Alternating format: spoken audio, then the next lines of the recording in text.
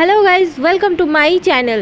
তো থার্ড পার্টে আপনাদের সবাইকে স্বাগত। তো আমি আজকে চলে এসেছি যে এই মালাটাকে ডেকোরেশন করব, কারণ এটা পুরোপুরি শুকিয়ে গিয়েছে। তো আমি ভাবলাম আমার কাছে কিছু পুঁথি ছিল, এই গোল্ডেন পুঁথি আর হোয়াইট পুঁথি, আর সাথে কিছু কাঁচও ছিল। তো আমি ভাবলাম এগুলো দিয়েই ডেকোরেশন করি। তো আপনারাও দেখুন কেমন লাগছে। তো প্রথমে কিছু হোয়াইট আর গোল্ডেন পুঁথিকে দিলাম, তারপরে হচ্ছে যেগুলো আমি পেন্ট করেছিলাম সেগুলোকে ঢুকিয়ে দিলাম, তারপর আবার কিছু পুঁথি দিয়ে দিলাম। দেওয়ার পর এই যে মানে আমি কার্ডবোর্ডটাকে পেন্ট করেছি তার সাইডগুলো আমার খুব ফাঁকা ফাঁকা লাগছিলো, তাই আমি কিছু কাজ দিয়ে ওই সাইডের বর্ডারগুলোকে কভার করে দিলাম।